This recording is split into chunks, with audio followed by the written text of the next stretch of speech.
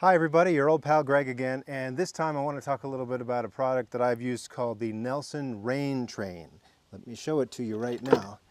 This is a lawn sprinkler, and you've probably seen some YouTube videos, but I'm going to go a little bit more in depth about this one. So the whole idea behind this rain train is you got a big lawn, you want to water the lawn, but you don't want to have to move a small sprinkler like this every hour or so you can get a different section of the lawn. Instead, how about a sprinkler that can move itself?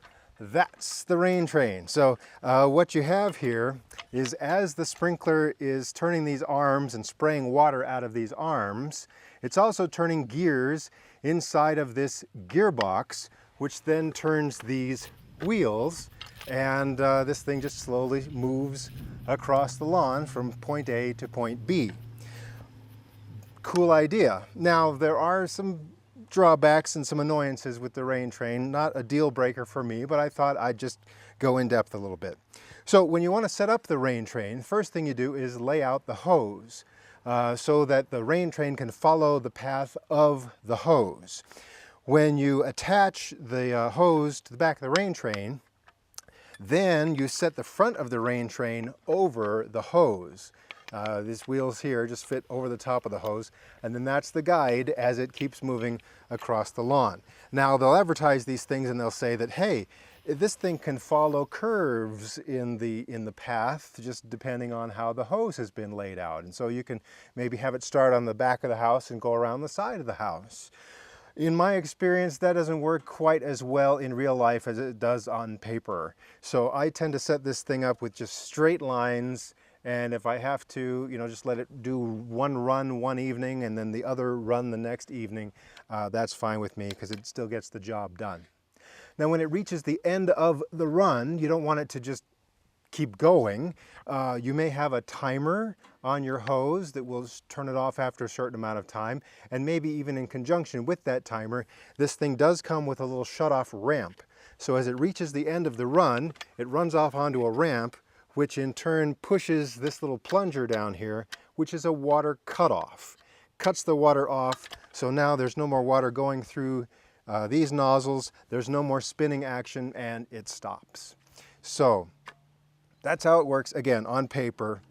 Let's talk a little bit more. Now, first of all, most of this is made of lightweight materials, except for this main part right here, which is made out of good old cast iron. It's heavy, and it keeps it down on the ground so that it follows the path, so that these wheels and these teeth on the wheels have plenty of traction to go forward. And this thing, in theory, won't derail itself off of the guide hose because there's plenty of weight holding it down. Sometimes it does derail, and then you'll go out a couple hours later and your sprinkler is off in no man's land and you don't know how it got there. Well, it jumped the rails. So keep an eye out for that. These are not just completely set and forget, and plus they're fun. You might as well get one of your kids to keep an eye on it, and he'll come in and say, hey, the thing derailed, and you go fix it. But kids love watching this. When this started out, this was this nice, shiny, glossy yellow finish, similar to the way it is underneath this sticker that came with it.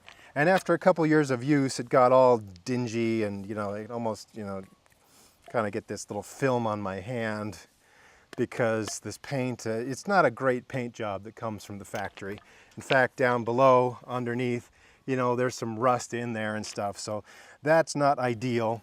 What I did, I have another one of these, and when I was doing some work on this one a couple years ago, I got some good old white Rust-Oleum, and I painted it white. And this finish, is really the same age as the other finish, but it still looks really good. So if it starts to look dingy, go down to the hardware store, get some nice spray paint, take some of these pieces off so you can get a good finish on there. And even the underside looks pretty good because I painted it so well underneath. So, it's just metal. You can paint it. Now, after a while, you may run into problems that it doesn't run as smoothly as it should. And this is one of the major complaints about this particular model of sprinkler. The gears inside are made of plastic. And depending on how well it's used and, you know, if things freeze and whatever, you might strip some gears. And when that happens, you might think, oh, I give up on this piece of garbage, I'm going to throw it away. Well, you can buy parts. In fact, you can buy just about all the parts for this except maybe the main cast iron piece. It's not really maybe very cost effective, you think, because you can buy a whole new one for $50, $60, and the parts would add up if you were having to replace them from time to time. These arms are made of, you know, thin, lightweight aluminum. If you don't store this thing correctly, you know, through the winter, it's in the garage and a shovel falls down and slams down on one of these arms, it's going to bend it, it might break it. And so you have to buy new arms. And you can buy new arms, don't worry about that. But, you know, like I say, you might be annoyed because it might cost, you know, real money to get new arms.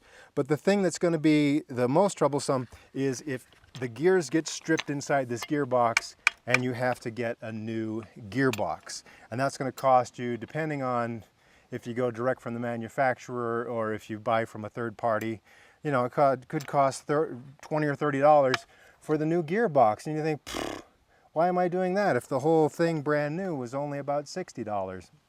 Well, like I said, in my case, that's why I have two of them. I did buy a brand new one, and I bought an extra gearbox, and now I have two of these things. So that worked out great for me because I can use two of these things. Let me tell you a little bit about getting this gearbox off, because I don't know if there are a lot of instructions on that. So let's do a little tutorial. The first thing you'll have to do is remove these arms here. And, you know, if you just kind of hold the base down, you can twist the arms off pretty easily. Oh, my hand's getting in the way. But anyway, once I've got the this arm assembly off, then I can go in and remove these bolts underneath to detach the gearbox from this metal part. These screws, will take a Phillips screwdriver, or even better, how about a 5/16 wrench? So you can kind of loosen them up that way. 5 bolts that hold the plastic to the metal part.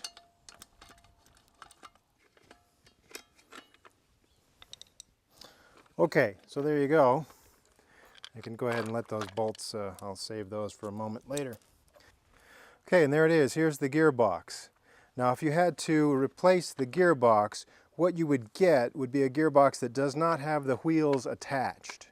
In order to use the new gearbox, you'd have to take the wheels off of the old gearbox, and you've got these little caps that fit on the end of shafts, and they are a pain to remove. I had to take a chisel, a screwdriver, and just really gouge it out there the last time I had to remove. And it was a pain. And what you do is you end up ruining this little cap, but that's okay, because when you get a new gearbox, you get a couple new caps. So if you were to take the wheel off, you know, then the new, let's just pretend this is the new shaft, put the wheel on the new shaft, then put this cap on there, and using a hammer, rubber mallet, something, you just kind of pound that on there until it's really stuck on there tight. And that's what you do in order to get the new wheels on there. Now, this particular gearbox, if you wanted to say, hey, I'm really curious, what's inside here? How do I take this apart and look at the gears that are inside? Well, what you need is this hex wrench. This is a 3/8 inch, and inside there, it will accept that wrench, and you can just kind of loosen that up. And when you take out this piece here, you'll find then that this just splits right open, and you can see what's inside. And what I've found inside here is exactly what I suspected. I have stripped these gears for some reason. Right in here, I got some teeth that stripped off of these gears here. So I'm going to have to replace this gearbox. Although I did see some advice online from a guy that said, hey, you know, you got broken stripped gears, you got some broken teeth in there. Why don't you take some JB weld and try to rebuild the stripped part of the gear and see if that'll work. And so I might try that, or I might just go ahead and order a new gearbox to get this thing back up and running. But again, if you've ever tried to open up one of these gearboxes and you couldn't figure out what in the world was holding it together, it is this piece here, which is inside of this spot here where the little spinning thing attaches. So inside of that, you've got this brass coupling. It goes in there, and then it gets tightened down into the bottom of the gearbox, holds it together. And then you can see how there's a little, screw there that runs the gears when the thing is actually all assembled and working properly. But that's what it looks like inside, and sometimes it's an ugly sight in there, especially if you have stripped gears right there. Stripped gears, broken teeth on your gears right there. Okay, just a couple more things as long as I still have your attention. There are two settings on the speed at which this thing will move forward. There's low and high, and this is where you select which setting you want, low and high. So this is going to spin at the same speed either way. However, if you want these wheels to rotate in a lower or higher gear, that's how you select it. Now you'll see in the advertisements they'll say it's got a three speed selection, but actually the middle one is neutral, so I don't count that as a speed. All that does is allow this thing to spin while the wheels are not moving it forward or backward on its own. So, that's neutral. Remember, it's just low and high. I keep mine on low, and I get some pretty good results with that. I also wanted to mention before I sign off that I went down to my local Home Depot store, and they have something that looks an awful lot like this from the brand name Orbit. And I got looking closely on it. This part of it is shaped a little bit differently, and the wheels are black instead of white, and they're also shaped a little bit differently. But as I got a close look at the Orbit version of this gearbox looks exactly the same, except that it's green instead of yellow. So I think the Orbit people probably just got, bought the rights to create their own version of this. All I can think of is it's going to be basically the same thing, just shaped a little different and painted green. If you see that at Home Depot, I would say you're looking at the same thing. The thing that is remarkably different that is similar to this is actually one that people are touting that they really love. It's called a walking sprinkler, and designed in the 1930s, and all this stuff that's made of plastic is actually made of metal on that one. The entire unit is going to cost you over $120 depending on which model you want to get from them. But that is available out there.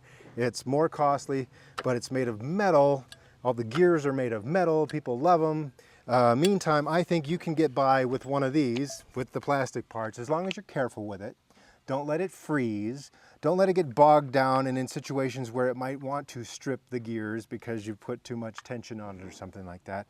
Like I said, I got two of these and I like them, and I'm going to go ahead and buy another gearbox for 20 bucks or so, plus shipping, and I'm going to get that other one running, and we're going to have a ball around here with these. So there's my take on this, and if you see one, I hope you're better informed about whether or not you want one. So happy sprinkling.